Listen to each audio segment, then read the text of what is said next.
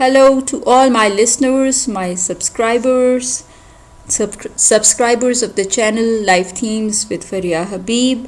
If you have not yet subscribed to it, please do if you are listening to me. This is going to be the fifth part of the online workshop on boosting self-confidence. We have already done the first 4 parts. They are there on my channel, and if you want to listen to them, you're most welcome. And do like and share the videos. Please view them fully to understand the topic fully, and please subscribe and click the bell icon as well, so that you become the first one to receive the next part of the workshop and also to receive any video that is uploaded on my channel. Thank you. So in the last part of the workshop, we have been discussing what we should be doing in order to boost our self-confidence. And we discussed 3 points before the activity that we undertook at the end of the last part. And those 3 things that we discussed were: we should think positively about ourselves, we should act positively towards life, and we should set realistic goals for ourselves. Those were the 3 things that we discussed. Today, we will be discussing some more things that will take us towards boosting our self-confidence. The first thing that we will be discussing today is knowing ourselves. Because when we think that we don't have proper capacities and capabilities to do things right, we become underconfident. We develop a negative self-image. We start thinking negatively about ourselves. So we have to take that shroud off first. The shroud of negativity that we are wearing. Because our thoughts, when we think that we are not able to cope with things properly, when we develop a negative self-image, that negativity enshrouds us.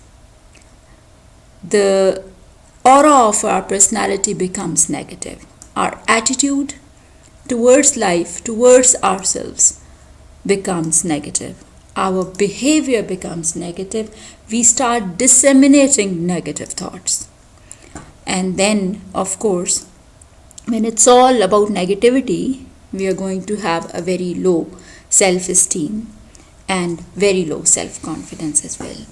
Now, to start improving that self-confidence, what we should start doing is we should start to know ourselves better as a person. What does that mean? We don't know ourselves? Does it mean that actually we are very capable people and we just don't know that we are not? That we are so and we think that we are not? No. The thing is, when you start learning about yourself, you start to know that there are many things that you can do. There might be many things that you will not be able to do, you might not be able to do, or you might think you are under capacity for it, but there are many things that you can do.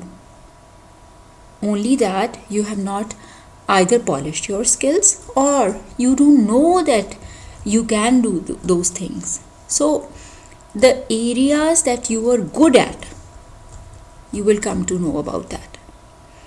And when you will start knowing that there are things that you are good at, you will start liking yourself for it. Your thoughts about yourself will start becoming positive. Positivity will start creeping into the negativity. And slowly and gradually, the shroud of negativity that you are wearing as a person will be thrown off.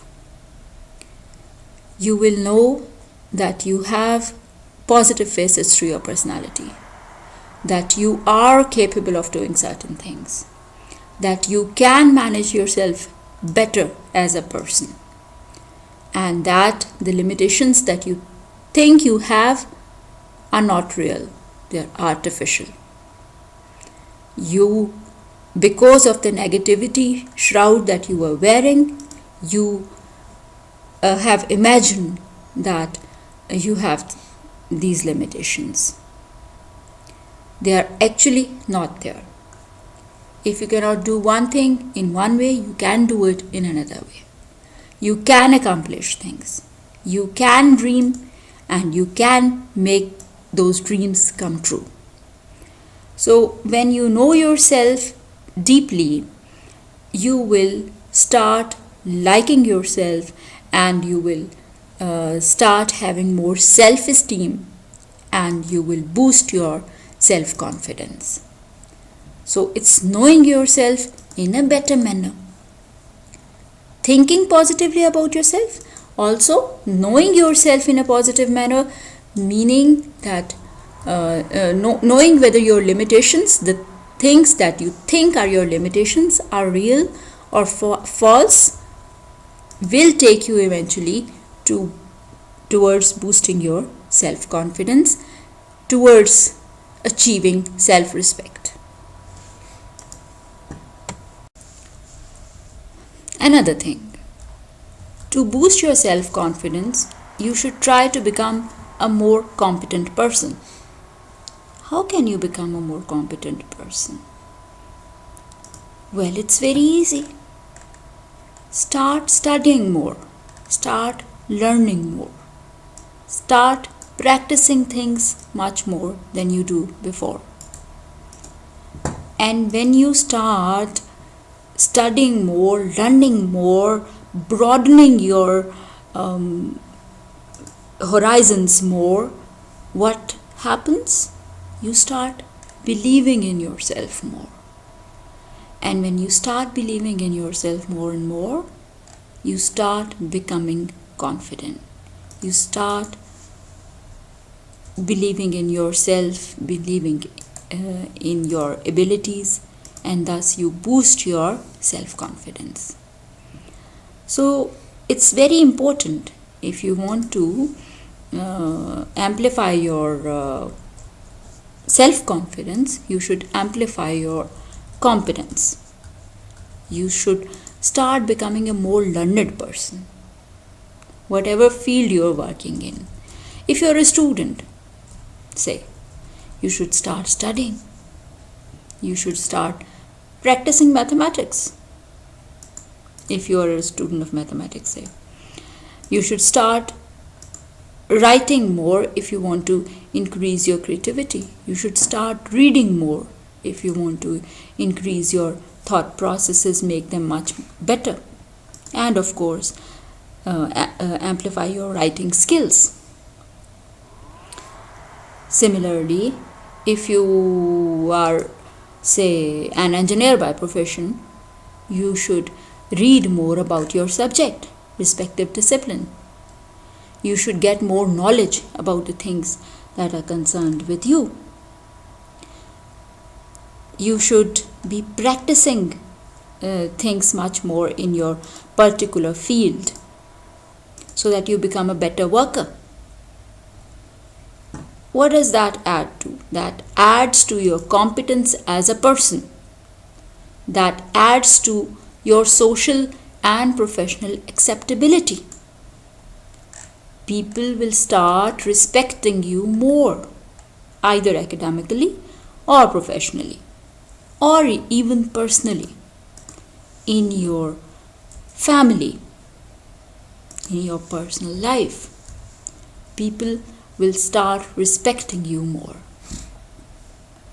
So your worth increases as a person on all the horizons, whether that be your personal horizon, your professional horizon, your academic horizon.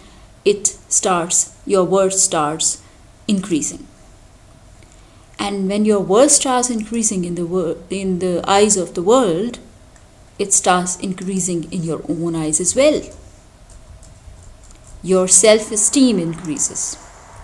Your respect for yourself increases. And your confidence is boosted. So, becoming more competent leads to becoming more confident. there's a quote given here, and you can all read it here. Far away there in the sunshine are my highest aspirations. I may not reach them, but I can look up and see their beauty, believe in them, and try to follow where they lead. Beautiful quote. Now, this is improving your competence actually. You think you can reach a certain point. You think that can be your destination. You will be moving towards it slowly, milestone after milestone. You will reach one milestone, then the next one, then the next one. You will be moving towards your destination, slowly and gradually. You will be becoming a better person at each step. You will be moving on towards your destination with much more confidence than you did when you reached the last milestone. So, at every step that you take towards betterment, towards making yourself better, towards making your self-esteem better, towards making the environment around you much better for yourself, in the sense that your worth increases in the eyes of the world and you become more self-confident. You boost your self-confidence by taking little steps. You cannot reach the horizon in a single stride. You have to walk towards it. And walk towards it slowly and believe that you can reach there. Believing in yourself, believing in the fact that you have the capacity to do a certain thing, boosts your self-confidence. And boosting your self-confidence makes you a more competent and better person. So, this is a cycle that goes on between believing in yourself, between self-esteem, between self-confidence. It's a circle that goes on. It's a gyre. And you have to control that gyre. It has to be held in your own hands so that you actually do what you want, and you start believing in yourself, you start respecting yourself, and you start becoming more confident. So we discussed a few points, and we will go on to discuss another one, and that is we first discussed amplify your competence. Now we will discuss that we should amplify our knowledge and awareness. Our knowledge and awareness will give us more power. Now, how? We said in the last image that we discussed, we said that we should become more competent by studying more, by practicing more.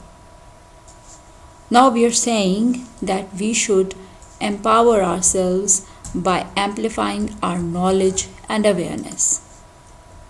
Knowledge and awareness about what? Only about our subject? Only about our area of professionalism? No. Knowledge generally about life. Awareness generally about our surroundings, about life. It's very important to stay aware of your environment, in these days, in these modern times, to be aware of whatever is going on in the world, the whole world. Having knowledge about the happenings in the whole world. That knowledge, that awareness empowers you. You can discuss things with others. You can speak while you're sitting with friends and colleagues. You can put in your share when when at a certain forum of friends, of meetings, of conferences, a certain thing is being discussed. So if you are aware, if you are knowledgeable, your respect in the world will also increase. If a discussion is going on, say, and you are unable to say anything or to contribute anything, what will happen?